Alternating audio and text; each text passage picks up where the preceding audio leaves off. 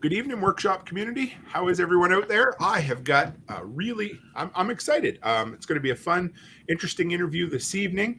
I've got Brian and Tiffany from, I almost hate even saying their name, the Stupid Farmers. I love it. It cracks me up.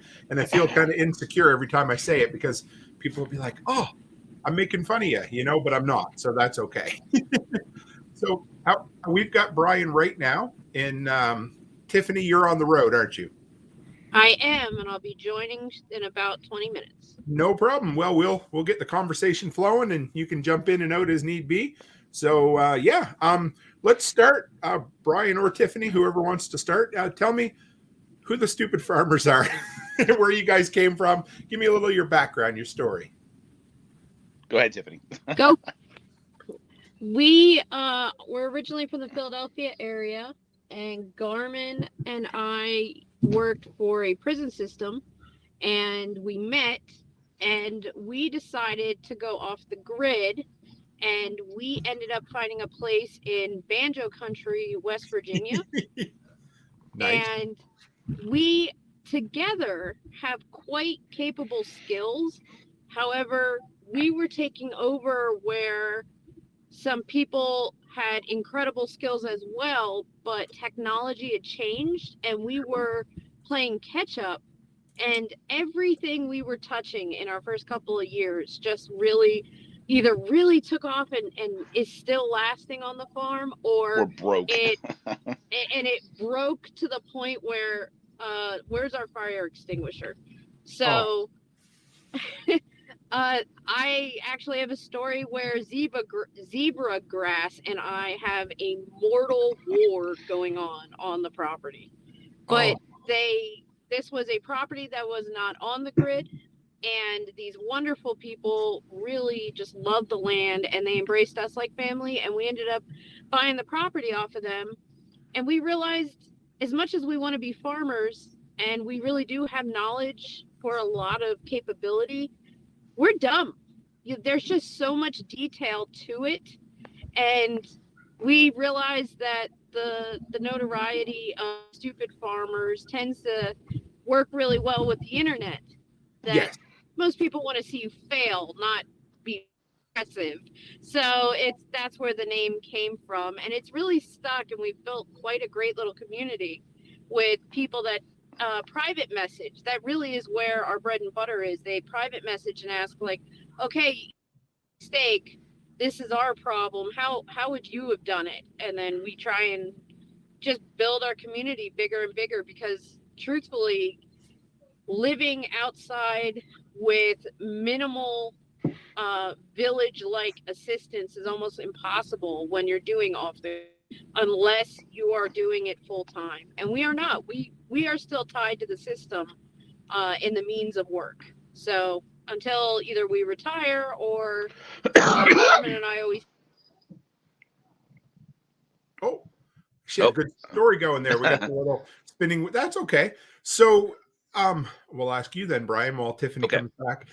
So how much farming experience did either of you guys have before you took the chance? And so maybe back up a little bit. Tiffany was saying, did you guys work with the previous owners of your property for a while, or how did that go? It's a funny story. So going way back, I come from a Mennonite background. Right. And my father originally actually worked in mushroom houses, growing mushrooms, things like that. And his father was a farmer. And so my father developed some skills from that, not as many as his father had. And then we had some property, and I helped him, with, larger gardens. We did a lot of canning, things like that. And that's how, besides them working, we would supplement our food stores with that. So I pick a lot up with that. I am not a great farmer. A lot of things I learned, YouTube, books, things like that. I've always wanted property. I've always been a fan of West Virginia. I've done a lot of work down here before I even moved down here. And Tiffany knew that, and she's very good at finding things, I've found. She's very resourceful, very good at going online, and she's tenacious. She will not stop until she gets a suitable answer for what she's looking for. It's not always the answer we start with, Right. but we're very good with Plan B, Plan C, Plan C point 3. Anyway, so she found the property on Craigslist. Okay. And the people that were selling it were not technologically savvy at all, and they took a picture off of a computer screen to post on Craigslist. You almost would have thought that was a scam. Wow. Okay. We did. We traveled. We were very cautious about it, and the people that were selling it were also had a lot of bad experiences with it.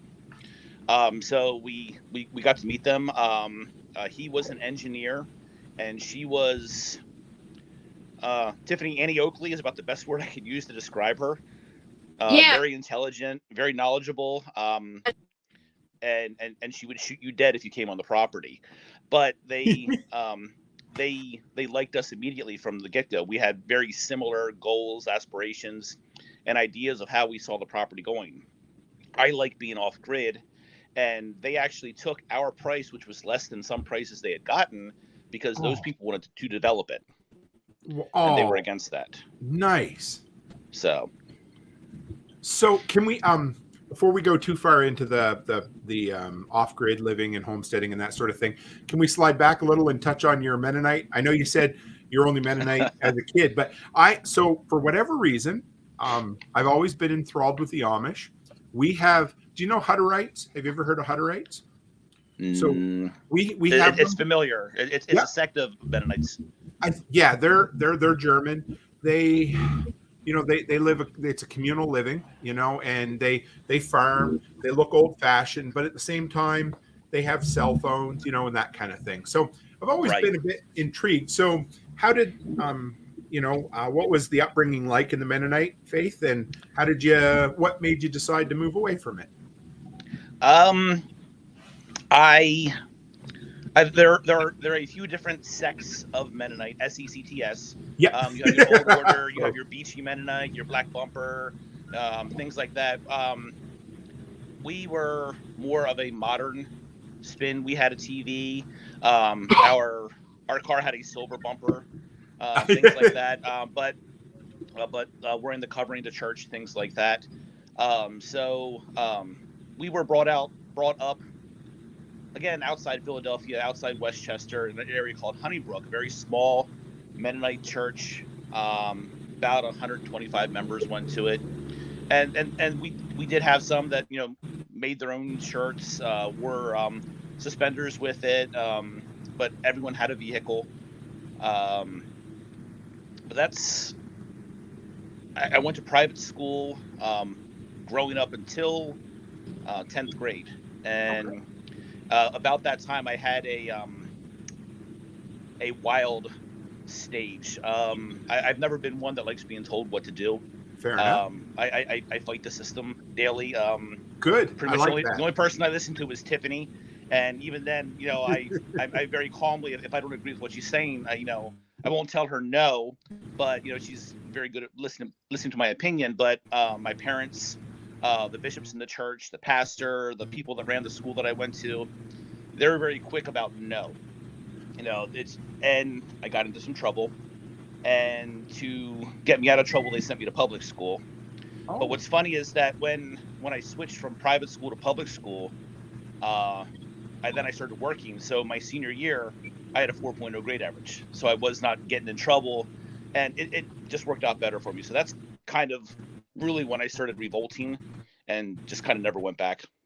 Did you get, because I know you're a Mason, we'll touch on that a bit too, but did you get started in Masonry in the Mennonite faith, or was that something you get into just at post? I started Masonry the year I graduated high school, and I graduated at 17. Okay. And the company I worked for in Morgantown, Pennsylvania, was a Mennonite-based company. We had a bunch of guys there that did not drive, and we would pick them up in trucks and drive them around. But that's pretty much, you're either going to go with a small Mennonite company like that, or you're going to get into a really large company out of Philadelphia or out of Reading or something like that. So, I mean, it had nothing to do with me coming from Mennonite.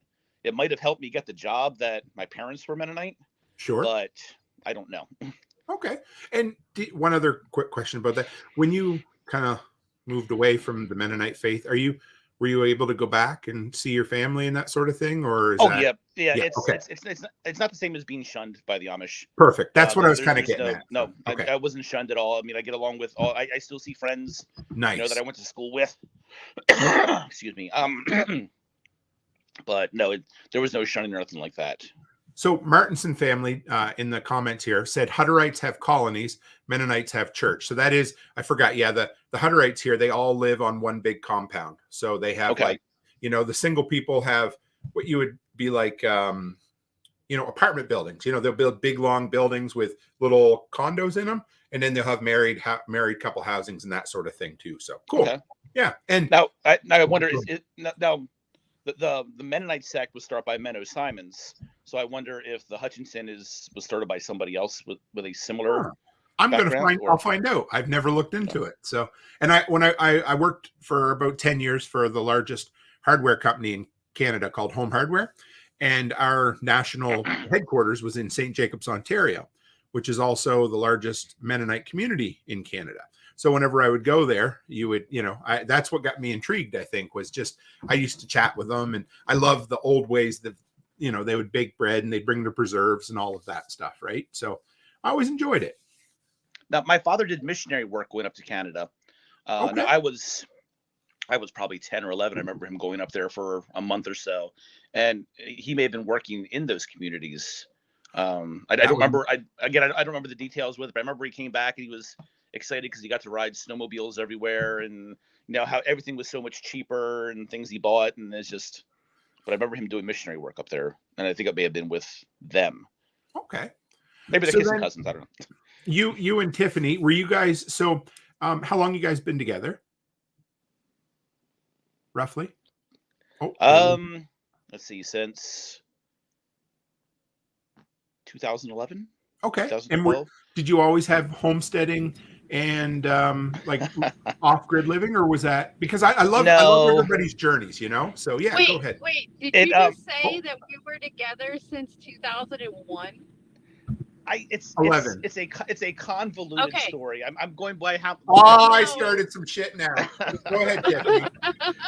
No, we weren't. Well, okay, no, we weren't. No, we weren't. We did live together, though. But... Yes. Okay. Yes. So go ahead, dear. Go ahead, Tiffany.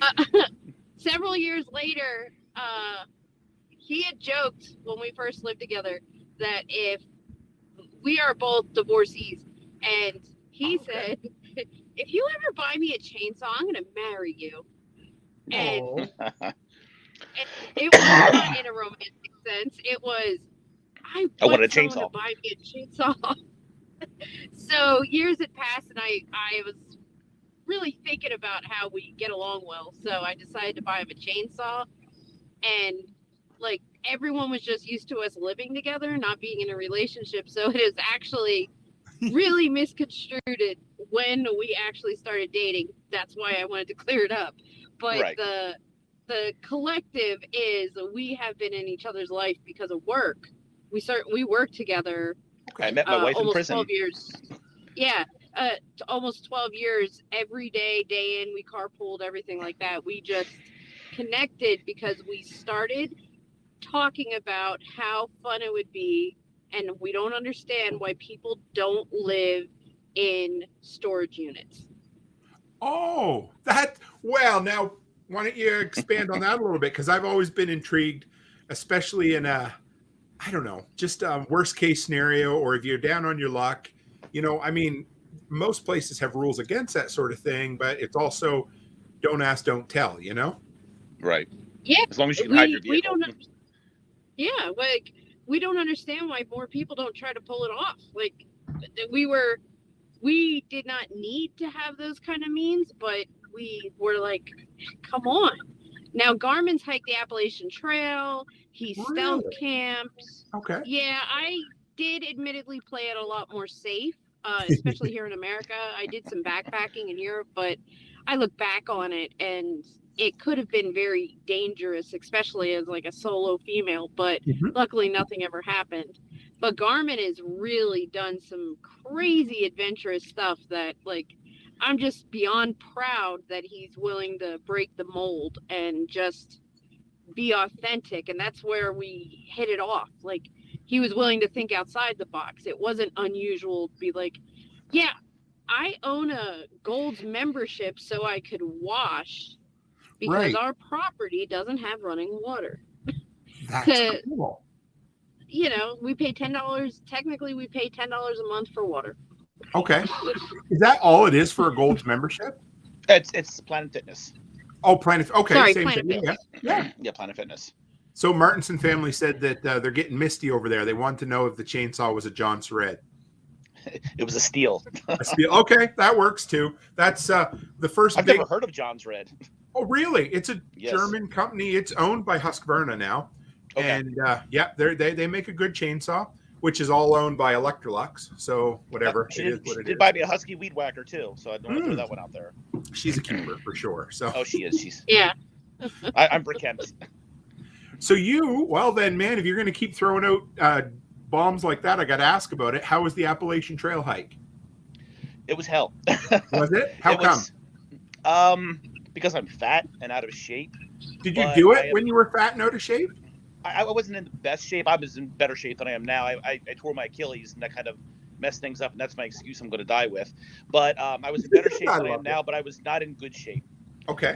But for me personally, and everyone who loves me knows this, the best way to get me to do something is to tell me that I can't do it. Ah, yes, I understand that. So I started hiking on February 28th. I don't remember the year it was, but I know we had a real rough winter. While I was on the trail heading south, I hit back-to-back blizzards. Wait. Okay. Yeah. Okay. So you went north. You went north to south. That's kind of funny. I went.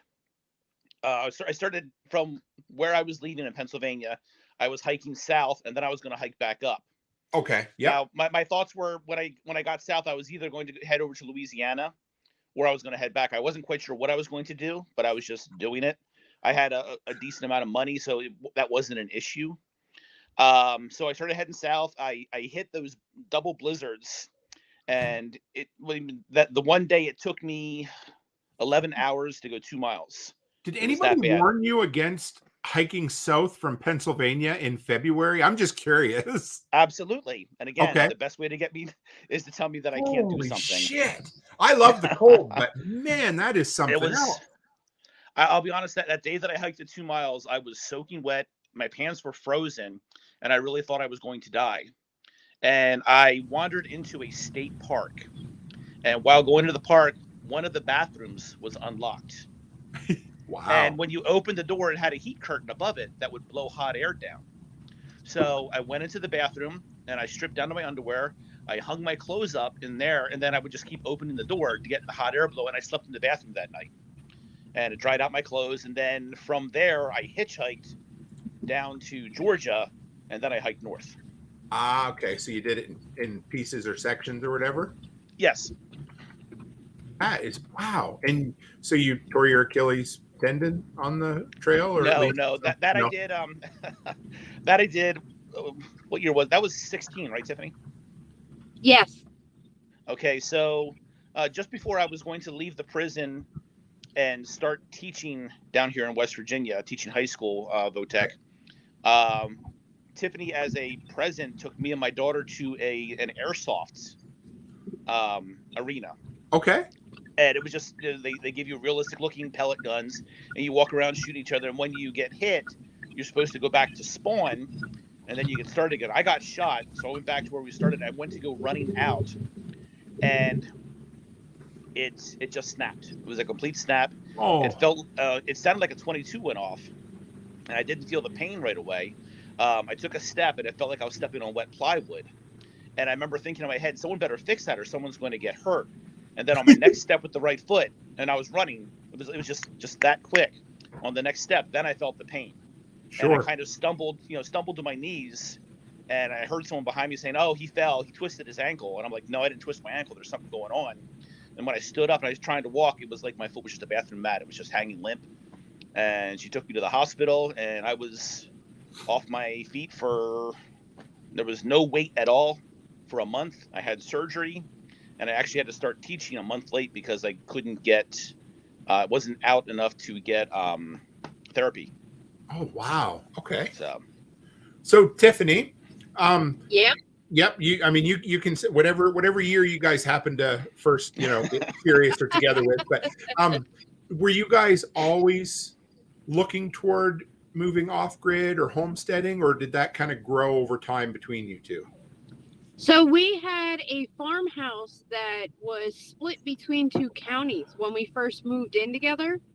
And we realized that the farmhouse was exactly what we were looking for, but we needed to expand it. Garmin said what he's looking for is property that he cannot walk in one day. That is what he told me. Nice. Okay. So I did the math of what his Appalachian Trail records are, and I figured out that was basically 77 miles. I'm sorry, 77 acres. Okay. And from there, I started looking in the higher numbers, and I didn't ask for 61, but that's where we ended up. We ended up with 61 acres in Banjo Country, West Virginia. So we met, for any of those out there who don't know or how we made our connection, and this is why I love going to live events. We ended up sitting out in the late September sunshine, and I don't even know how I ended up starting to chat with you guys, but it was fun. I remember you telling me about your work and that sort of thing. I don't know if I ever asked you, but was this your guys' first prepper camp, or had you been there previous? That was our first one. Me too. So what brought you there? How did you find it and that sort of thing? I was supposed to be sending Garmin and his best friend to a guy's weekend, and his best friend chickened out because he didn't want to ask his wife if he could take off for the weekend. Okay. Yep. And I'm a firm believer that although this is an amazing package, sometimes it looks even more amazing when you get time away from it. Right. So I was trying to send him on the guy again. It didn't pan out. I'd already purchased everything, so I just changed the ticket to my name, and we rented a nice little cabin. It was I would say it was 6-7 miles away. Garmin, would you agree to that? Yeah, no more than that. It would take long to get there. And then we didn't camp physically on where they were having it, but we attended all those classes, and we ended up. That's how we met. Pork Chops, the guy from the Ice Road Truckers. Yep. We met you. You were doing the Doomsday 2.0 podcast. Shout out to Jester. Yes, what a cool dude. I was crocheting behind one of the vendor tents, and I was listening, and that's how I was picking you apart to find out what you were about, because you also didn't match the identical criteria that was kind of floating around there, much less your location. Right. Yeah. So yes, that is true. Definitely there's a particular participant at prepper camp, too many P's there, or at least, which is cool because I have come out of the anarcho community. So, I'm a prepper. I believe in voluntarism, which of course is a person's individual right to do whatever you want, as long as you don't hurt other people and steal their shit. Right. So, and prepper camp was a lot of fun, and I have a lot of people I would consider family there. But yes, it's definitely with a slightly different type of person that goes there. Is that what you're kind of getting at? We discussed most of the way home that it was awesome that you actually passed through Asheville, which is what I consider hippie nation for the East Coast. Okay. And I mean, I've had holistic vacations. Garmin's treated me to a holistic vacation down there. It was amazing. It was restorative and an interesting experience, but that's just not us. And then when you mix the prepping lifestyle, which tends, not always, but tends to lead super conservative or super liberal. Yes. One or the other. Not. Yes. How weird. Anyway, sorry, but how weird is that? But yes. Yep. Yeah. Garmin is closer to anarchy and I am closer to a moderate. Garmin doesn't want to be told anything to do, and he wants to leave your shit alone. Right. So you're, I have enough of my you own got- shit. It's Yeah. We share shit, but we don't try to take shit. So I'm more, maybe because there's just a little bit of an age gap. I was raised in a pretty political family, also religious, raised Irish Catholic, but I didn't participate. So we take a lot of the religion elements out of that. So that leaves a lot of missing meat for people's agendas a lot of the time. So Yes. we just don't follow the Kool-Aid list. And so we try to free think, and Garmin doesn't follow everything I do. And I actually work in a place that's obligated to be unionized. Yes. And I became active in the union because I didn't feel the union was representing me. And now I like the direction of the union, and it has changed in a major way for the benefit of the people. And that kind of stuff is not spoken about in politics or anything like that. In such weird ways, our current society is just not allowing us for individual thought anymore. Yes. Well, you make me smile now that you said that I stuck out as slightly different at prepper camp. So that really makes me happy. That means I stuck true to my values, at least to an extent. So that's good. But I went, so the week after prepper camp, I went to an event that you might have enjoyed quite a bit called Self-Reliance Festival. So it was in Camden, Tennessee. And it was a lot more of my anarchist family would have been there. But also, it was really cool because, like you mentioned, you have both dichotomies, right? You've got far right and far left. Well, at the Self-Reliance Festival, you had a lot of people from what I would call, the kind of the yoga, granola, far left, right? But who also find common ground in the idea of self-reliance and homesteading and all of that. I think it's really cool. That's all I can say. So. We don't even very often discuss politics in our house. It has nothing to do with what we need to accomplish in a day. When you need to plant your plants or start your seedlings, that has nothing to do with which direction of the animal you're following. You just have to have the energy to commit the actual required chores to be able to eat, 6 weeks from now. Because for the most part, whoever's in the White House or in Parliament in Canada really doesn't affect whether you're going to get out and do your chores in the morning or not, right? Or whether you're going to build a business. It might have a slight effect on you, but what are you going to do? You're going to sit there and lose your collective shit over it, or are you going to go do something great for your life? See, I'm a firm believer that the left wing and the right wing are just different sides of the same bird. So, amen, brother. We get along really well. Yes, no, you're right. Absolutely. They both fly the same center animal, don't they? So, yep. So now go Garmin recently, ahead. I'm sorry. Garmin recently has been getting into something he calls prepper porn. Oh yeah. Oh yeah. So, as in, are we talking like books or what? Not triple X, but like doom porn. Weird. There's another Canadian guy that does a lot of YouTube videos, and we don't mention his name around here. I'm not saying names. I do watch him. I do follow him. There's a bunch of them. I follow a lot of the Torah podcasters, and it's just because I listen to them doesn't mean I'm going to, as Tiffany says, drink the Kool-Aid that they offer me. But exactly. I get all kinds of insights by listening to everybody. Yes, it's okay. I go into Facebook today, and I had there was a Facebook follower who was talking about how a lot of what happened during the last 2 years was rather disingenuous. The fact that people got sick, absolutely. But the fact that government overreach was in there was, not nice. And then 2 minutes later, they start talking about the flat earth. And I'm like, oh, you see, you did it. You had to ruin it for me. But anyway, so yeah, there we are.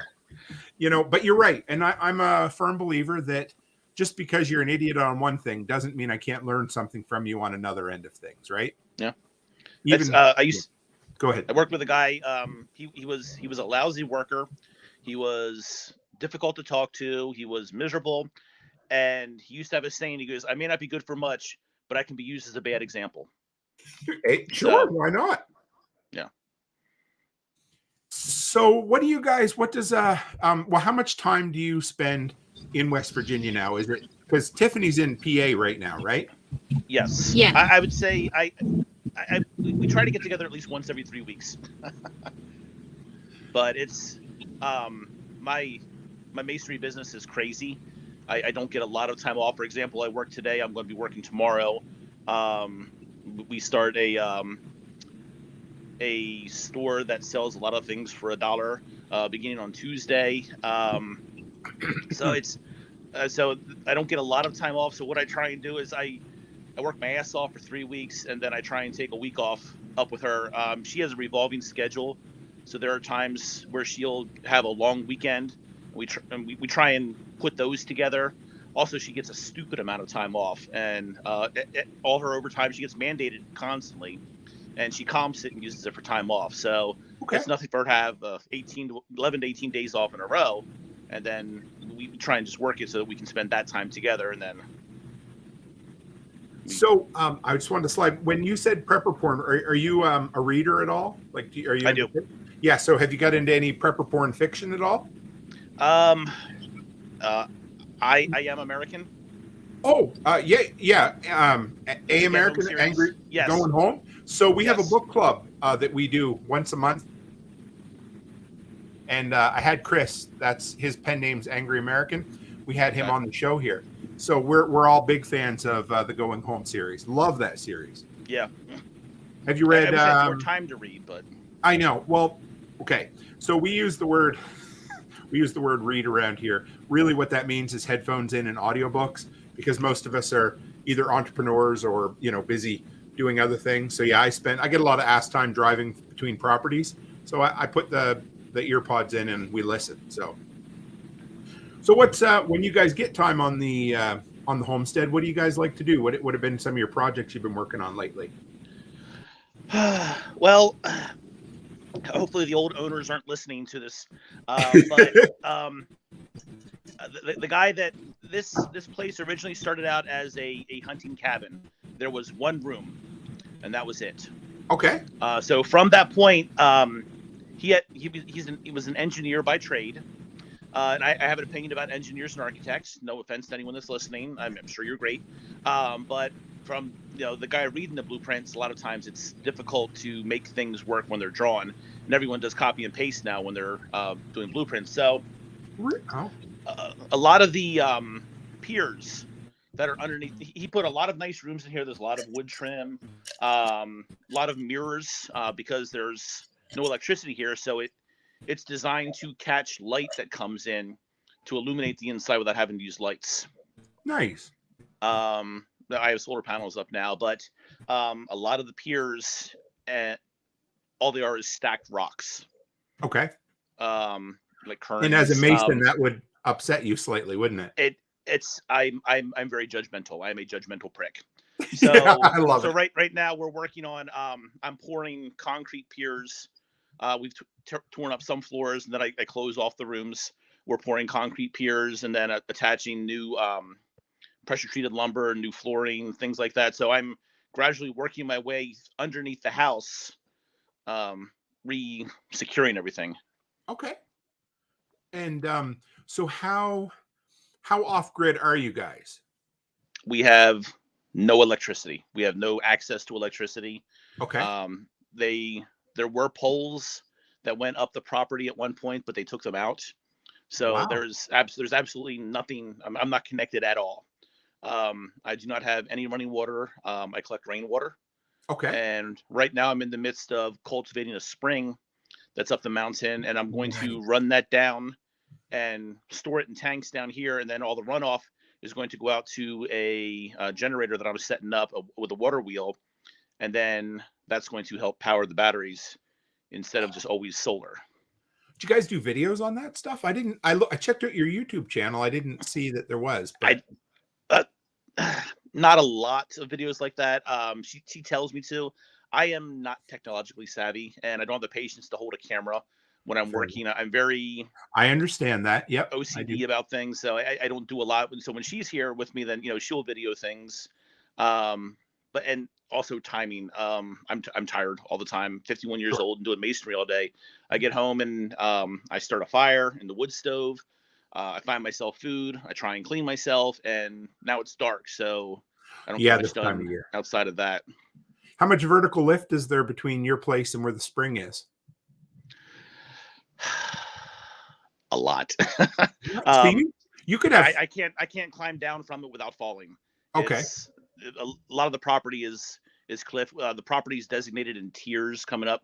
We have a lower tier where there's a small pond. We have apple trees, peach tree, cherry trees down there, and then we have this level and then we have the next level where the garage is, and then a level further up where I planted corn one year, and then it just goes. Oh, we lost you. Just hang on. I can't hear you. I lost your audio all of a sudden. You should be good now. I actually was getting pulled over by a police officer for sitting in a parking lot. Oh, wow. That's okay. He didn't believe me. I was on a podcast. Just tell him who. No, it's crazy. Are you still there, Brian? Dropped. We lost Brian. Brian's audio dropped. I can't hear you at all. It was as soon as Tiffany hopped back on. I don't know what happened. So you keep trying your end there, Brian, and see what happens. And that's really weird. I don't know what caused that. You're not muted on my end. That's really strange. I'm going to boot you back out right quick, Tiffany, and just come back in, okay? 10-4. All right. Kick from studio, kick guest. There we are. Still can't hear you, Brian. That is so weird. Are you okay with me kicking you out and you coming back in from that same link? Okay, that's what we'll do. So, guys, I do not know what just happened there. We're having a grand old conversation. And Pack Rat says, I need art cards like old silent movies. So somebody wants to play some piano, or maybe we'll have a player piano play in the middle there. And there. Oh, Tiffany's back. Okay. We have Tiffany with sound. So while Brian's coming back in, Tiffany, why don't you talk a little bit about some of the projects you like to work on at the Home Center, what you've done recently? A big thing while Garmin, by the way, I typically refer to him by Garmin. Oh, okay. Sorry. Yes. It's just, you'll hear me say it because we worked in a prison system and we tend to do paramilitary style. So I just know him as Garmin, and even my whole family, and I've even heard his kids yell across the store, "Hey, Garmin." So Garmin is actually legally deaf. Okay. And wears hearing aids.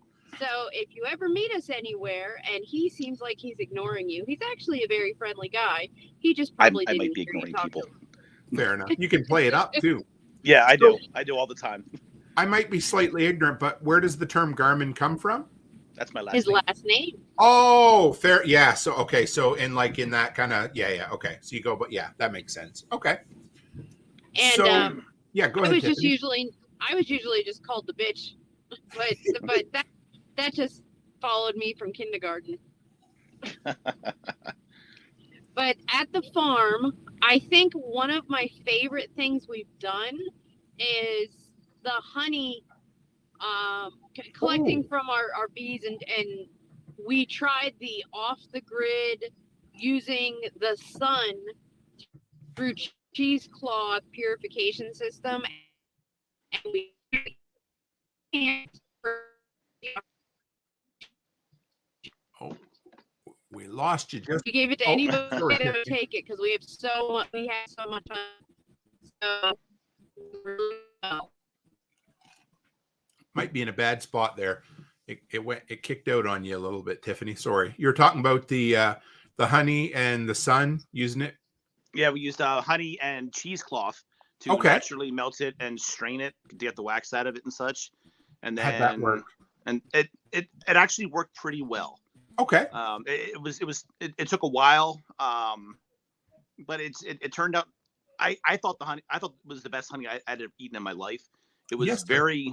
very fruit flavored. And now, Really? like I said, we have a lot of fruit trees around here on the property, so I don't know if that had something to do with, but it was a very dark, robust honey with a lot of fruit scents and flavors, and it was good. I don't remember how many quarts we had, but we gave a lot of it away because I don't eat a lot of honey, but I have a couple quarts left over. But it worked out well. Again, So, time consuming. okay. So going back a little bit to the water situation, is it high enough that you could give yourself like pressurized water at the house just through, yeah. And we lost you again. What is going every time, Tiffany? I can just leave. No, I apologize, and no. I truly apologize to your fans. I did not expect to see my awesome friend go and be awesome at a strongman competition, so I ended up being double booked. That's And if okay. we are ever lucky enough to be guest of yours again, I promise to even have mood lighting. Hey, no worries. We'll have you on again. I can tell you right now that we're not going to cover everything in an hour and a half that I want to talk to you guys about because you guys are rather intriguing individuals. So but yeah, no problem. I'll keep, and if you get to a spot where it works for you, hop on again. We're just here chatting away for a bit. There we are. Can I hear you now? I think I need to kick you back out one more time. I'm sorry, guys, for the recording. If you're okay, Brian, coming back on one more, and then we'll be good. All right. So, yeah, there we are, guys.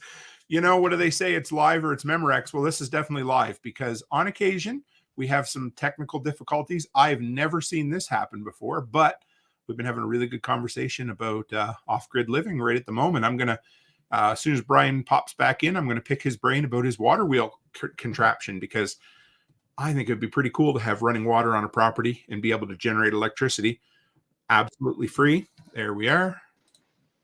There you are. Can you hear me? Can you hear me Yep. now? I can hear you now. Remember those commercials? Yes. So I don't have a great signal here. That could be part of it too.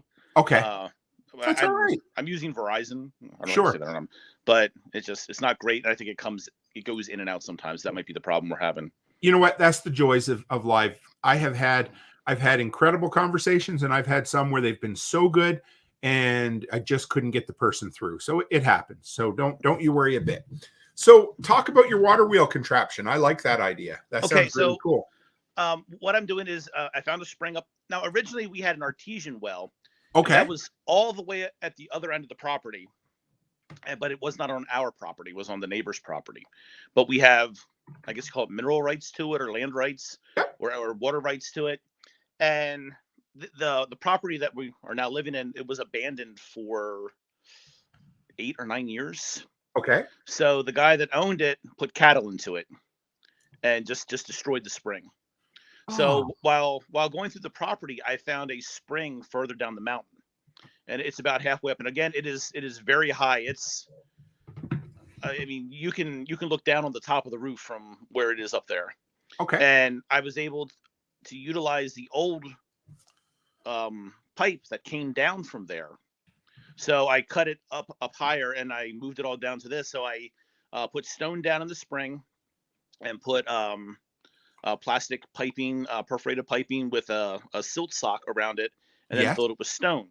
Okay. So that it gets enough pressure that you need a reducer to bring it into the house. Sure. Yes. It blows out the pipes. Wow. So what I do is I've hooked it up to 375 gallon totes that I store the water in, but it's constantly running. So I can hook it into the house, but again, it's constant. So it's always going to be running through the sink and then going out to the pond down below. But what I've done with that is I have it run into the totes, and I ran a pipe going out through that, and then it drops down to the water wheel. It's hooked up to a car alternator, which charges batteries that are in the room to the side. That's cool. So that, yeah. What kind of battery bank do you have? We originally started with 12 volt deep cycle batteries. Yep. And they're okay. They're cheap for getting started. Again, for a lot of things I've done, I had no idea what I was doing. I I mean, Right. it's all new for me. Just reading books and Sure. YouTube videos, and talking to people, and then we invested in 6 volt um, scissor lift batteries, Yes. and then I cross wired them to make them 12 volt, Okay. and then so I was able to hook them up with my 12 volt batteries. And I don't remember the numbers I have now for how many volts and amps it's pulling in now, but it's enough that I can run the lights. I have a TV, but it's not connected to anything. But I can play video games on it if I want to. I can run a toaster oven. I do not have a refrigerator. Okay.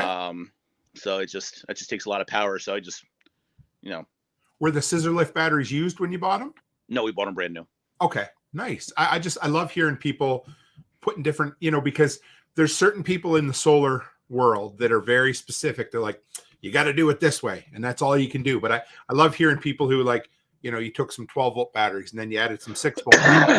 I appreciate that because you kind of changed as you went, and it works for you, hey? And I still, sorry, I'm still constantly adapting things and changing things to make things work. Again, it's, we've joked about just tearing down the house and just getting like one of those tiny sheds and starting over. Yeah. And just putting it further up the hill, a little further off the road than this. I mean, you can't quite see the road from where the house is situated now, but just trying something different. Just the place, it looks nice, but it needs a lot of work. I can see things settling from when he did it. I can see some of the tape is moving from the drywall. There's a lot of neat ideas here, but it's a diamond in the rough. Yeah. Where I grew up on the East Coast in Nova Scotia, it was very common. My dad, the house he grew up in, same scenario as you guys, had a spring that they dug out quite a ways up the mountain, and it pressurized their house, and then they had to have an overflow from there. So I'm familiar with that. I think it's neat, but they never took it to the next step and powered a water wheel as well. But Haas wants to know, how are you filtering the water, or are you filtering the water? I'm not. Okay. I test the spring about once every 3 months. Tiffany used to be a couponer. Nice. So it's funny. We have gallons of vinegar that she bought at one time, apple cider vinegar. I haven't bought toilet paper in 5 years. But it's she found a deal. We got a bunch of water test kits for like $2 each. Okay. So she bought all of them. So about once every 3 months, I go and I test the water up the spring to see what it's doing, and I've had no issues with it to this point. Now I'm aware, because now it's where the cattle ruined the first artesian well, that it's way up the hill. Okay. So a lot of the water is going through limestone rocks, going through self-filtering. So the water is clean enough to just drink out of. And where I grew up, the same thing. We had one where my dad lived, and then we had 2 or 3 kind of what we'd call public springs where I grew up. And so they were a spring that was kind of capped off to a pipe, and people would just come and fill their water bottles there all the time. We have a couple of those around here. Yeah. And the one at the Weymouth, it used to be a Pepsi plant. It's been shut down since I was like 4 years old. That water has ran since at least the 1930s, and probably longer, without ever stopping. And it's so there's an overflow kind of 2-inch pipe, and then they have it down to a 3/4 for filling water bottles and stuff. Yes. And if you don't hold on to the water bottle, that 3/4 inch will take it, out of your hands. And it's been running that way since about 100 years at least. So it's crazy. Hey. Yeah. I assume it's self-filtering. It's not like it's at the bottom of a stream, because there is nothing above it. Right. There's a big rock face behind it, and down low on the rock, you can see where the water's coming out of the cracks and filling up the depression that I made in. And then eventually I'm going to build a house around it to protect the hole itself. But right now, nothing can die in it because it's got gravel in it. It's just that is filtering it also. Again, I do test it. We started out with rainwater. We used to treat that with bleach. Okay. And then we would use that for everything, but then I would filter that through, it wasn't a Berkey, but maybe a Berkey light filter that, and I would drink that. I would filter that. I don't like the taste of bleach. It's funny when I go up north to Pennsylvania and we're up there, I can taste how the water's treated. Oh yes. It drives me nuts. Absolutely. So when you started with rainwater, what kind of system? I mean, usually they're pretty simple, but first off, I love how you always preface things with, I really didn't know how to do it, so I just went on YouTube and learned, which is, that's how we all do it. But so what did you develop? Did you go through different phases, or did you just kind of settle on something right away for your rainwater catchment? Actually, I when I first started out, I would put it in buckets. When we get rain, I would fill up buckets and carry it in. We had like 40 some buckets in the back summer kitchen. Then we bought the totes. Eventually we found those. We got those used. They were already cleaned out. So I have 2 of them out where the rainwater comes in.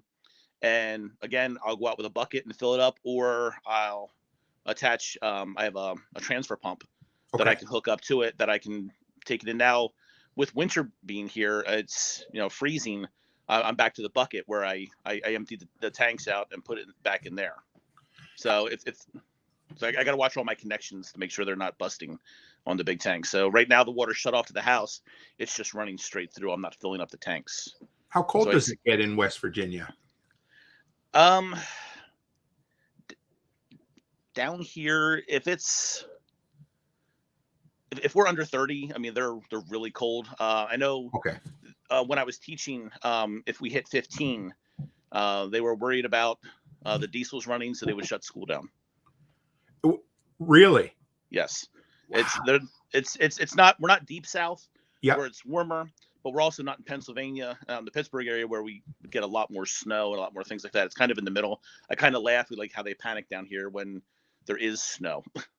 Yeah. I mean, we have days here when anytime it gets below minus 30 Celsius, the buses don't run because diesel, right? But what I really respect about the prairies is they don't shut the schools down. They give the parents the option. Where I grew up on the East Coast, they would shut it down for, a snowstorm, right? Which, anyway, but yeah, I appreciate that. So parents can come in and drop their kids off either way, right? But so, how about your, what do they? I want to call it water wheel or whatever. How did that development come about, or what? It's still in developmental stage. I'm still working on that. I'm still working on the wiring. I have it coming into the tanks, and I have the flow going out, and I'm having problems. I picked up a wire wheel, the spools that electricians use for hauling large amounts of wire. Sure, yeah. So that's what I'm trying to work on, and I'm running because everything's so wet and everything's rusty, and you got to watch for mold down here. It's a very damp area that I'm in. Sure. It's always seizing up, so that is not working yet. But it seems like a great idea to me, but I haven't quite tweaked it to work for me. I saw the solar panels are doing fine for keeping things charged. The lights I'm using very low wattage bulbs, and even if I wasn't hooked up to my panels, I could probably go 3 or 4 days, without even charging anything. So I don't use a lot of electricity. I have gas lights, or white gas lights, that I use inside. Tiff and I are big on candles. We'll go to yard sales and we try and find junk candles. Like one thing that she found one time was when you got those wedding candles you found. Yep. In the little glass, like just little, they were bigger candles. They weren't like just the tea lights. Yep. And so I got all those and I let them get hard. I dumped all the wax out and just remade candles and things like that with that. So nice. How do you like the white gas lights? I don't know many people who use them on a regular basis. I can't really read by it. That's one thing. Sure. I don't. It's a little too dark for that. But just like moving around the house and doing things, it's okay. I have headlamps that I use for when I'm reading. It works well for me. Would you have been able to read by them, say, 15 years ago? Yeah, I want to. When I first went to prison, I noticed that getting in. I've always worked outside, but going into the fluorescent lights, that's when I started to notice that I had to have cheater glasses or something to that effect. Last 2 years, I've noticed it. I turned 40, so I'll be 42 in March, and I started noticing. I'm like, oh, it just sucks. That's all. Yeah, just sucks. Yeah, it's rough. Hey, Tiffany, who do you got with you? Apparently Oliver wants to be a superstar. Oh, hi, Oliver. My daughter has a dog named Oliver, so that's sweet. We call him Ollie. Him in a raffle I thought I was buying like a raffle ticket to benefit a local shelter that I work with here. Oh my God. And, Okay. I didn't realize that if your number was picked, you won a cat. I don't even know if how is that I mean, okay. I love my dogs. Cats are okay, but I don't think I would ever buy a ticket on a cat. That's Well, awesome. I buy a lot of raffle tickets because there's so many. Our kids are grown. Like our youngest is 23. So like I try to pay it back all the people that ever bought fundraisers or anything like that. So I thought I was doing something that was just like, oh, you're going to help sponsor a cat. If that number, that's where the money goes. Like in my head, that's what it was. Sure. The bad thing is one, I didn't tell Garmin I bought the raffle tickets. Two, he doesn't care. He doesn't restrict me on, I mean, he brought 2 dogs home. I brought 13 cats home over time. We by far are a menagerie. That's Echo, I believe, right? Yeah, that's Echo. Yeah. That's a cat, a coworker that I used to work with. He's since retired, but he said, I grew up hating cats. When I go home during a 4th of July weekend, that cat sitting on his lap with 5 kittens and a mom. When I get home, I'm going to kill them.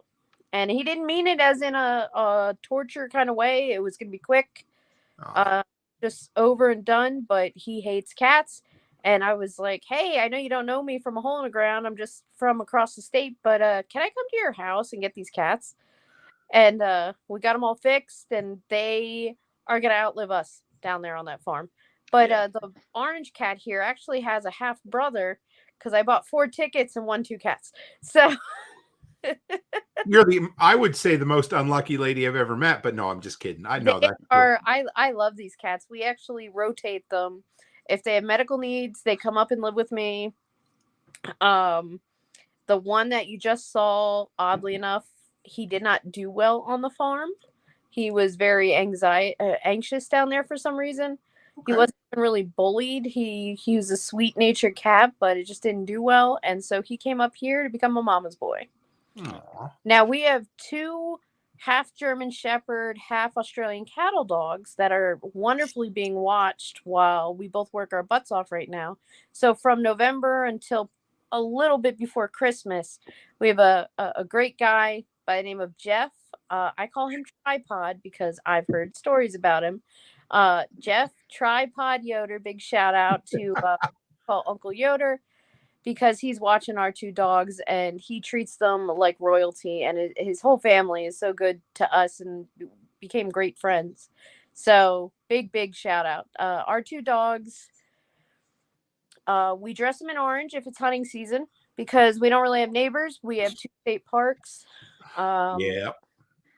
We know we have a bear den, so we try to tread carefully so the dogs don't get shot. And Garmin wears an orange hat and vest if he's going hiking during certain times. Nice. But for the most part, it's free range. They have come back from the woods, just big smile and bones hanging from their mouth. Yeah. They've also killed all our guineas when we had... It's Wilma the smarter the... What's that? Wilma the smarter of the 2. She loves squeaky toys. Okay. And if you're familiar with guineas or guinea hens, yep, they're loud but they squeak. Yeah. And so she could not overcome that. Now she wouldn't mess with the chickens, but the guineas, any chance she got, she would get them and kill them. So that didn't work. Get away with them. Yeah. Really cute and guilty for like all of 40 seconds. Yeah. Fair enough. So you guys both mentioned you've done time in prison. Yeah. No. Is that can we talk a little about that part of your life? Yeah.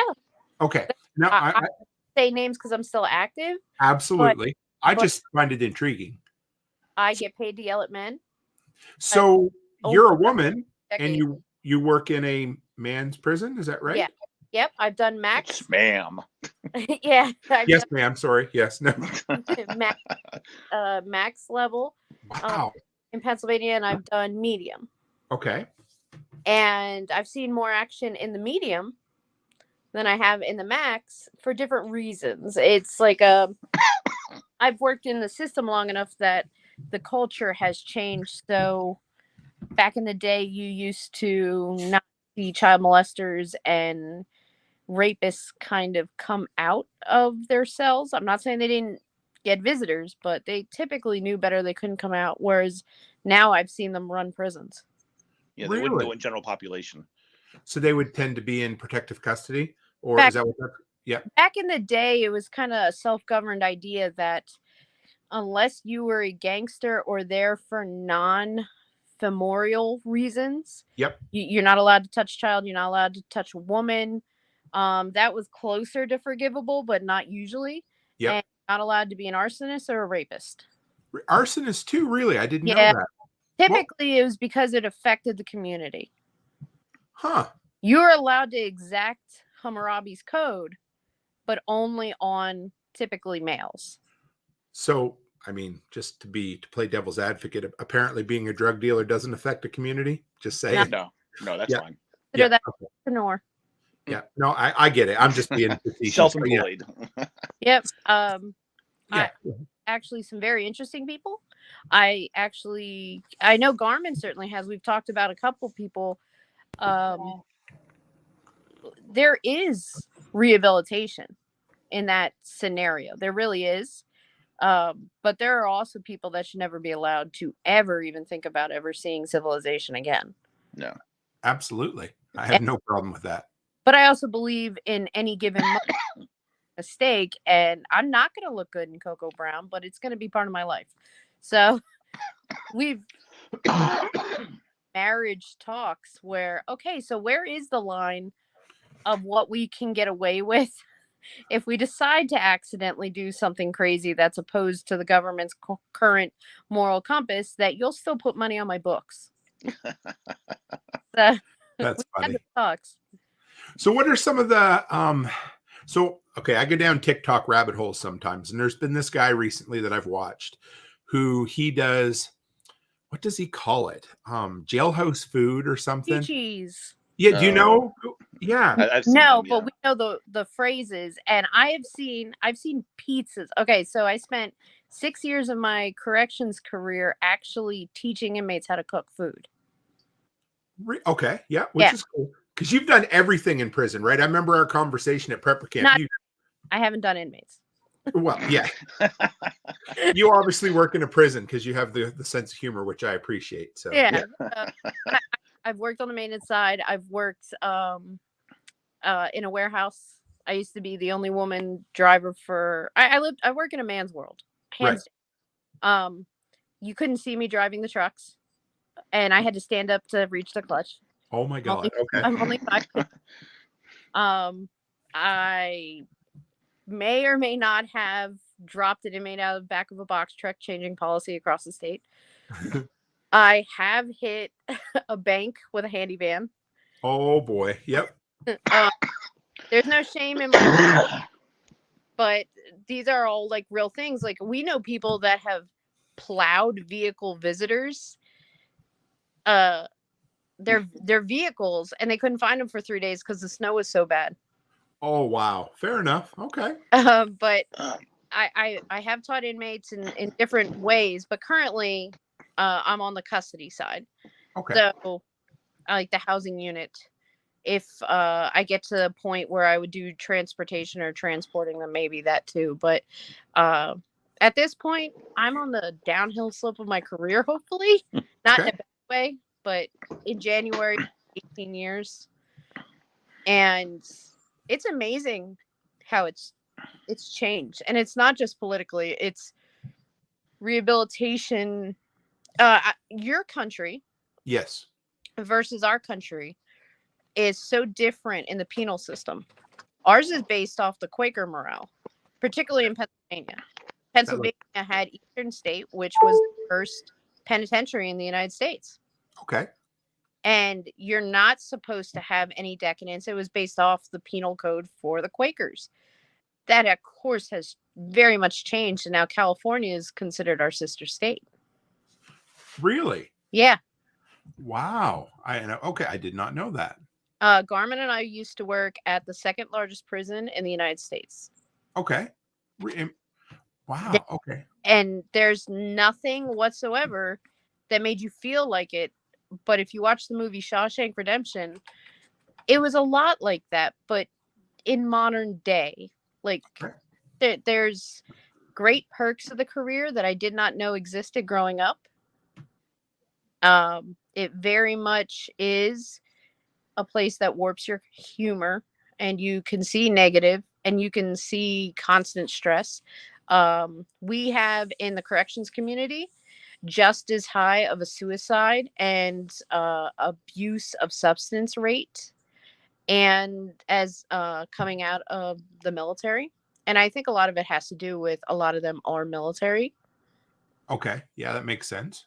The mental health is very, very talked about, and one of the oddly best parts of our benefits that's across the United States. At least you wouldn't think that for how much our country likes to bicker about benefits, but if you're not talking county, you're actually talking state level on higher. They get a lot of grants because of mental health. That doesn't mean every company chooses to adhere by it, but there are quite a few facilities or operations that really worry about it, long as you're not coming in trying to blow the place up. But if you're dealing with actual demons, they don't want you dealing with that and dealing with inmates that act like demons. Have you ever seen, we had a story, not a story, but recently, well, where there was, or no, well, anyway, I heard the story. How often have you seen where a female guard has been turned by a male inmate? A lot. Yeah, that's a but thing. Yeah. It happens way more to men because there's more men. Yeah. They just stigma that they don't talk about. Like, okay, I'm on this side of the state for 6 years now. Okay. I've watched 5 staff members out of a specific department directly working with inmates get walked out for fraternization or worse. Right. Wow. Okay. And I wouldn't have thought because I've never heard it mentioned. 3 of them were men, 4 of them were women. Okay. So basically 50-50. And the women are the only ones they talk about. Right. Yeah. Because it was salacious, whereas it is not closed-minded as a workplace. I have some great coworkers that are absolutely comfortable with whatever you choose to do behind closed doors. They're not bigots. They're not radicalists in a conservative manner. Nothing like that. They just don't care. They don't want. Sure. They don't have to go home with you. They don't care. Right. But they do care that they have to watch to see if you're hitting on the inmate instead of the cute girl that's supposed to be the prime suspect. Fair enough. The term it's only gay in prison Right. has blown my mind. I've seen quite a few things made out of soap. And is that a true statement or Yeah. So what are some of the talking about soap, but what are some of the more ingenious things you've seen inmates either create as weapons or like I love the hot pots I've seen them make and that sort of thing, but what are some of the more ingenious things that you've seen them either do or create or make? I have witnessed and had to deal with the removal from their cells and stuff. They make things called stingers. What's that? The equivalent of what I think you're thinking a hot pot is. Oh, okay. They take the wires from extension cords, cables, anything, and they plug them into the plugs, the outlets in the cell. Okay. And then connect it to water so that way it heats up. I've seen them hook them to bed frames and use them like a grill. No shit. That is so ingenious. Wow. Okay. I mean, in a bad way, but sure. Yeah. Yeah. The food. I've seen what you would have thought is gourmet food. And I've also seen stuff like, oh my God. So are they, I guess it depends on different prisons, but can they have food in their cells? In most prisons, and that means county on up, they're allowed a specific policy approved amount of commissary that they can buy out of a catalog. Okay. And federally, they're required 3 meals, but they're not all required to be hot. Oh, okay. you guys ever work anywhere where they serve the loaf? Yes, but they Yeah. got that in Pennsylvania. Is that legal still? I believe so. If you go below the Mason-Dixon line, they still have chain gangs. I Yeah. knew that. Have They- you ever? Oh, go ahead. They just fought actually in that last midterm election.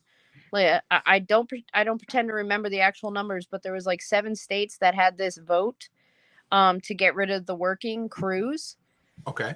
and all but 2 of them voted yes, let's get rid of them, and the 2 that didn't have like the actual shackles still.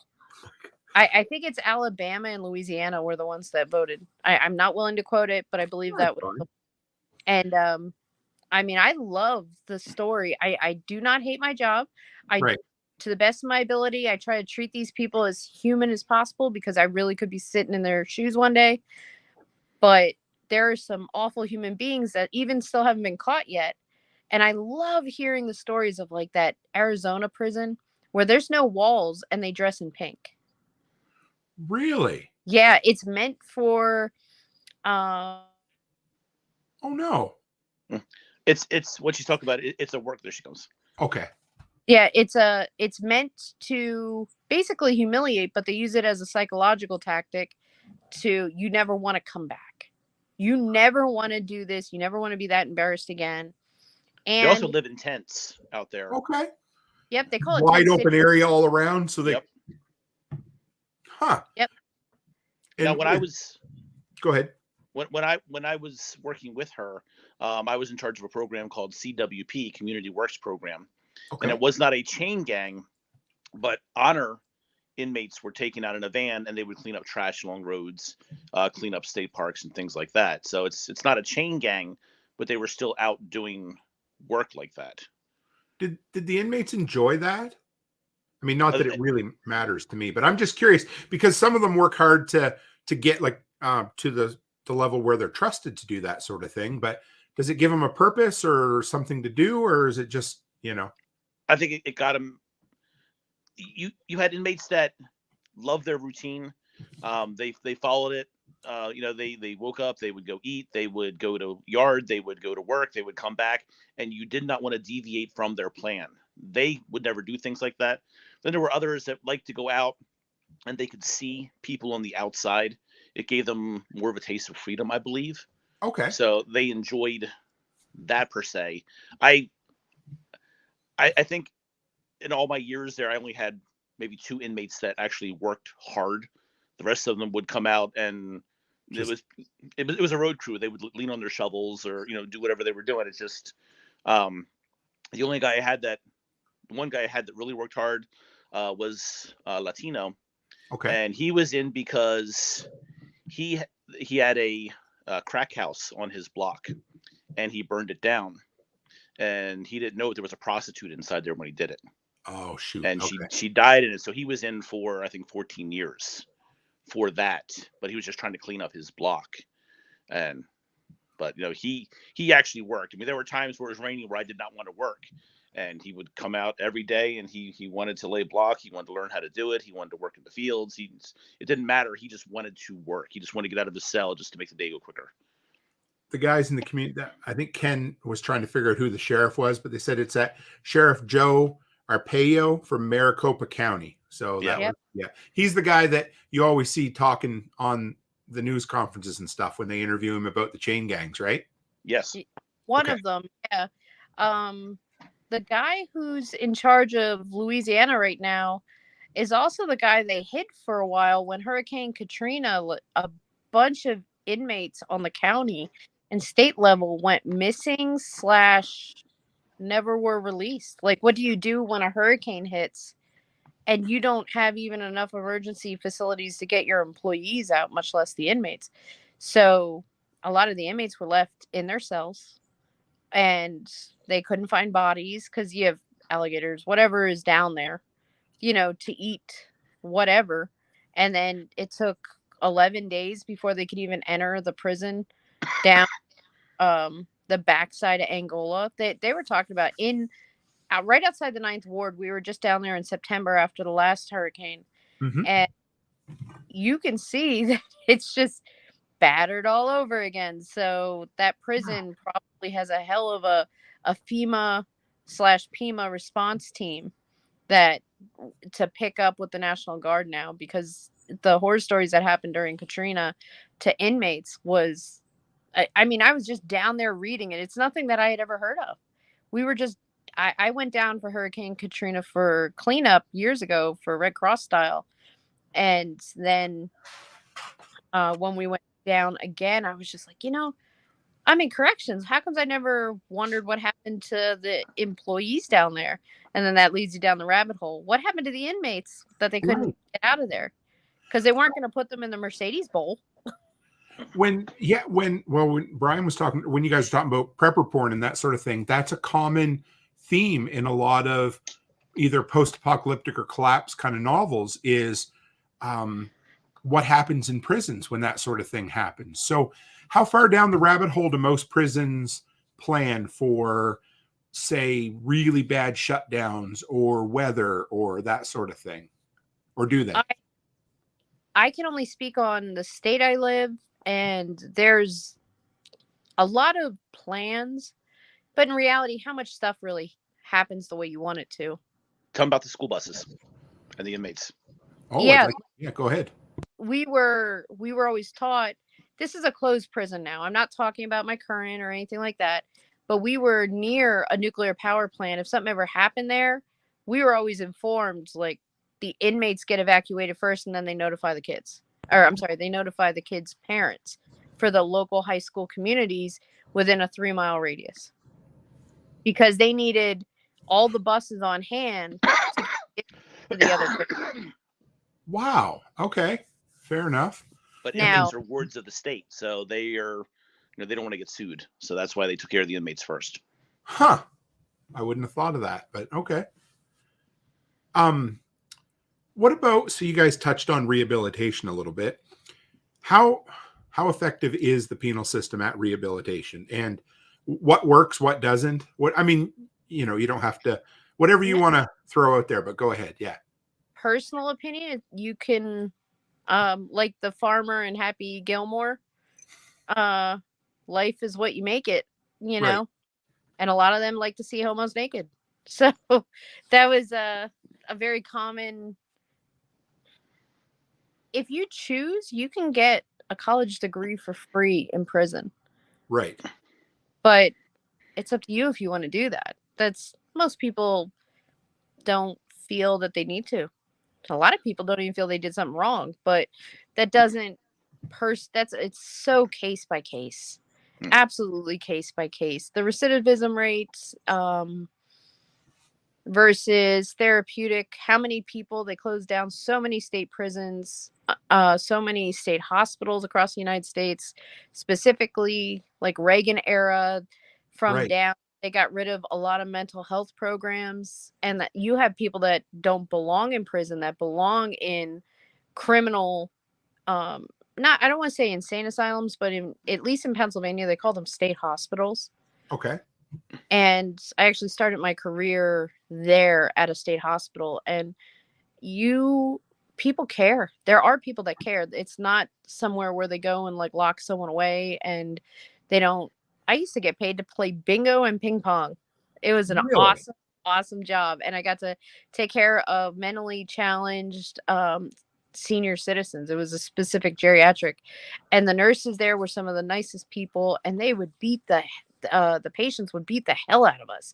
And because they're wards of the state, you can't defend yourself. You just have to remove yourself and then report it, and then either medicate or get them untriggered or something like that. And a lot of that ended up flooding into the penal system, at least in Pennsylvania and across the United States. So there's no perfect answer. I know Canada's structure seems to vary. One of the biggest things that I'd learned in college was Saskatchewan really, really likes work. Go ahead. Sorry. Saskatchewan really, really likes work camps. Okay. I didn't know that. Yeah, they get a lot of their, like, they're not allowed to become your Mounties, but they're allowed to do all the back filing of the stuff, so the people that are qualified with a clean record can still be Mounties. Because you still need your park rangers. You still need, and I might be calling them Americanized names, but your park rangers. You still need your secretaries, your people that are willing to do your gaming and your trapping to help regulate population or illness or anything like that. And in Canada, they really structure it. It seems to be by district instead of across the country. So when you talk about rehabilitation, then when it comes down to it, like everything, I guess it's a personal choice if you're going to choose to rehabilitate. So if you go in, yeah, am I kind of reading between the lines? Then at that point, you can give them as many options as you want, but you really can't control whether they're going to rehabilitate or not. It's up to them. Nope. I've watched some find God, and I've watched some go deeper down the rabbit hole. Huh. Okay. I had an inmate that worked in one of my crews. I taught masonry in the prison. I was part of the maintenance program, but I was a masonry trade instructor. And he showed up every day, and he was arrested for selling pot. And it was not his first time. He'd been in a couple times, and he was eligible for parole, I think, in 3 years. And I told him, I said, you have a knack for this. You consider masonry when you get out, so you don't have to come back. And he goes, I'm never going to do this when I get out. And I'm like, why not? He goes, because I can make more in a day than you can make in a month by selling pot. He goes, I'm going to get out. I'm going to go back to selling pot. They're going to catch me. I'm going to come back here for a couple of years. Then I'll go back out and I'll do it again, because that's just what I'm going to do. And he was inner city Philadelphia, but that was his plan. He didn't care. Now he was in there. He had a father that was in the prison, and he had an uncle that was in the prison too. So, but that was just what he did. Didn't have much of a retirement plan. Oh, go ahead, Tiffany. Nope, my apologies. On a side note, Garmin has one of the best bilingual jokes that actually happened to him for horses that I've ever heard Garmin tell, because he doesn't tell a lot of jokes. Oh, well, okay. So the guy I was telling you about, the one that started the fire, he always came out, so I always tried to work him, give him full days. And the prison we were on was 1,600 acres. Okay. It was 1,700 acres, but they gave 100 acres to the National Guard. Okay. It was 1,600 acres, a lot of it woodland. There were trails. There was cement projects that I was doing all over the place. We had our own wastewater treatment plant, things like that. We had a mounted patrol that would check the property on horseback. Okay. And then we also had some in 4-wheel drive, whatever. So we were going out to do a job at the wastewater plant, and he did not have a great grasp of English. And he's looking out in the field, and he goes, "Whores. I'm like, what? He goes, I see whores. I see whores. And I'm looking around, and here he was talking about horses out in the field. It took me a couple minutes to figure out what he was saying, but it's just, it was just funny. That's cute. I like that. So what, so you guys, but what did you see? What were the biggest changes in the kind of penal system over the time you've both been in there? For me, it went from working to a hug a thug mentality. Is that what it was? Yeah. So yeah. No, that's fair. And I think that's probably a reflection on society in general over the last 3 decades or so. Hey. Yeah. How about you, Tiffany? I have a significant, even before Garmin had started, I had already worked at the prison. So I saw this very weird, I guess I should start with, if I could have people come in and work corrections, I wish they could start in the direction that I went. They didn't have to take the same walk, but it prepared them so much more to knowing a violent inmate versus a violent and mentally ill inmate. Okay. And some people are just militant. Others are just absolutely out of their mind and so gobsmacked that you can't predict what they're going to do. Like, we have guys that will grease themselves up with margarine packets and and tell you to come fight them after they strip down naked, and it's just they have no idea they're doing it. So, and is there other facilities that would they'd be better suited in those fellers, or does it just not really matter? They don't exist anymore. A lot of No. the hospitals are non-existent, at least in most of the United States, not all. And- Washington keeps trying to reopen them, but they're just such a different state than most of the United States. And the other thing is, I mean, I know that somebody somewhere has to make that decision, but where do you pick the line that goes from crazy to criminal, right? Because, for They instance, play. Oh my Yeah. goodness, do they? well, that's what I mean, so Becky and I just watched the Jeffrey Dahmer series on Netflix, and, we're suckers for true crime. And of course, his lawyer decided to play the insanity card, right?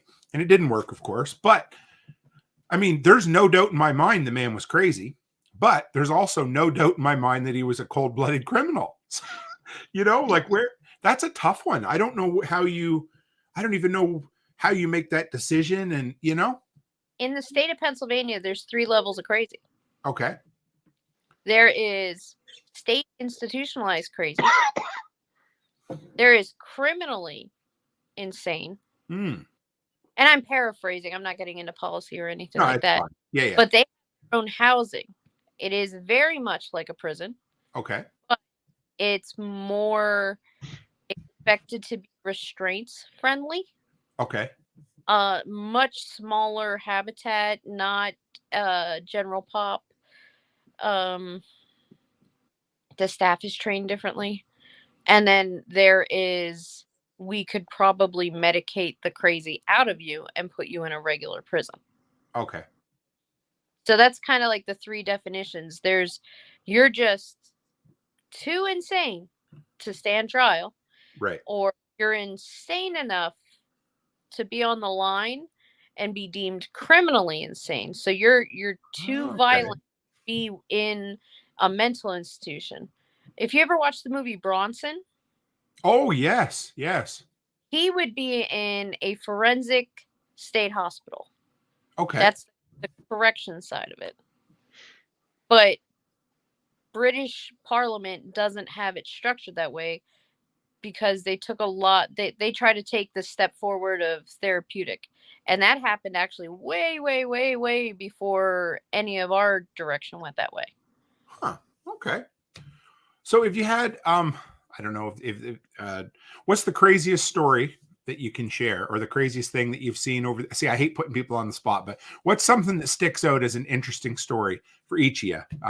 We've been about an hour and a half, so I probably we'll get her finishing toward the end, but what do you, something that sticks out to you over the years? There's been a bunch of them, but the one that sticks in my mind was, to put it as delicately as I can, there was an inmate, and I think he was in the super SNU, the super special needs unit. Yeah. Okay. He got a hold of a pair of fingernail clippers, and he gave himself a vasectomy. Are you serious? Wow. Oh, well, that'll do it. That story was worth the price of admission right there, folks. My God. That one stands out the most. Wow. But... Okay. That'll do it. So yeah, there's no end to, and I mean, like you said, mental health is a big concern there, but how do you come home and, I don't know, decompress after being involved in something like that? That's where the mental health for the staff is so important. And a lot of us tend to click off into a circle. Okay. Because like if you work in a certain part of the prison, you tend to end up having a sculpted mind in that direction. If you work in general pop, you tend to prefer talking to people that deal with that daily. Yep, that makes sense. Instead to prefer dealing with maintenance, dietary prefers, and so on. But Garmin and I were notorious for blending those cliques. Okay. Because we like hearing the weird stories. We like we don't want to just talk about prison. We have a great, very small, but a great, very small circle of friends.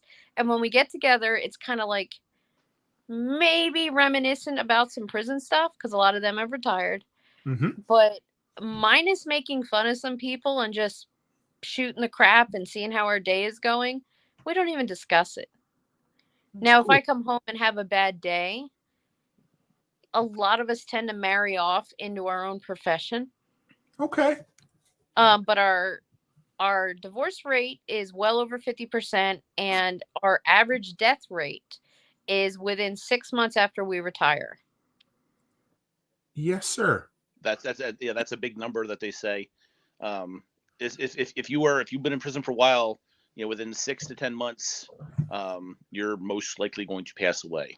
Is that also including suicide in those numbers or not? All of it. Yeah. All of it. Wow, that's great. So here's the thing. I'd love to have you guys back on again sometime if you're up for it. Absolutely. Maybe we'll go down maybe I'll put together some more questions and send them along. But I mean, as much as I love talking about homesteading, I have lots of people who come on talking about homesteading, but the penal system's very intriguing as well. And if you're up for, some more stories and just kind of go around the horn with a few things, I'd love to if you're up for it. You can bring the finger. What's that? You can bring the fingernail clippers. Oh my God. Yeah. I'm still married. Becky still loves me. She hasn't forced me yet, but no. So how can people find you guys if they want to catch up with you and figure out what the stupid farmers are up to? I am usually the one who does all the posting, and with Okay. a crazy schedule, I admittedly kind of ebb and flow. So we welcome anyone that wants to join, but it really is for our amusement and also to help record kind of for free our history as we've culminated onto this property. So the Stupid Farmers on YouTube, Okay. and Instagram and TikTok, and I don't think so. and Facebook for And a it Facebook. is the Stupid Farmers. Okay. Yes, I know there is another just Stupid Farmers out there somewhere. So we are the Stupid Farmers. I think the thing I appreciate it the most is that you're open about your ignorance, and I mean that in a good sense, because Dumb as a bag of rocks. but we all start somewhere with anything, right? And just because I call myself Toolman Tim doesn't mean I'm an expert. It means that I'm just willing to learn, and it sounds like you guys are the same way. Yeah, there's so many ways that our bathroom door is an odd. Sorry, he had butted me. Our bathroom door is a very odd height and width. It's just not a regular. Those typical closet folding. Oh, you're going to it, Garmin? I'm going to it. Sure. That's fun. It's a little dark, but I think you'll That's be able okay. to see it. But yeah, so it's a billfold door. Okay. That opens up like that. Then it was a double billfold, but it actually fit perfectly without me having to trim it. Us having just the three panels That's going awesome. across there. What's the full width of it? Do you know? I want to say 40 inches. Oh, that is odd. Yeah, it's fairly narrow. Okay. But we were just scratching our heads, and I came across on it wasn't Craigslist. I think it was place that door for free. And I'll figure out what to do with it. It's free, and it was in great shape. We went and picked it up, and I was like, I don't know anything about them. Do those panels come off? And he was like, we could do that. We could totally do that. And then he can build a house, and I can autocorrect a lot of the punctuation that needs to be fixed. So can you show the door? I would love to end that on the door for Sure. what Jim and Sandy wrote. Oh, that part. Okay, yeah. I just want to pay Sure. homage to the people beforehand. These wonderful people wrote a message on this door that I find just so amazing. Oh, what's that say? Please. Yep. If you have entered our home and it is home to us, the only one we call home, please do not destroy it. Enjoy its beauty, solitude, blood, sweat, and tears we have literally put into every board that you see. I'm sorry for whatever's brought you to break in, but please find peace here without destruction. Jim and Sandy. That is nice. Because that is, yeah. Well, thanks for sharing. I like that. That's an ongoing issue with any property in the woods, and that's a neat way of putting it. I like that. It also helps that we are known for being crazy here, so that's okay. Thank you so much for inviting us. We think you do a wonderful thing and getting your knowledge out there, and even just helping people weather through some questions. So, thank you for bringing us into your community. Anytime. And yes, I don't say it to every guest, I guarantee it, but I would love to have you guys back on and pick your brain again. So thank you guys. If you want to, you can hang in the background for just 1 second. I'll close up the show and I'll be right back here. Give me 1 sec. Sounds good. Well, guys, I hope you enjoyed that. It's so neat how every time I go to a live event, I always meet some interesting folk who I just want to pick their brain and have on the show, and, kindred spirits. And I love bringing people in from all different walks of life. And these guys were great. I love it. You can just see that kind of learning attitude, and just, I appreciate it. So we will definitely have Tiffany and Brian back on, because it's conversation isn't finished yet. So guys, with that, as always, stay happy, stay healthy, and have a great week.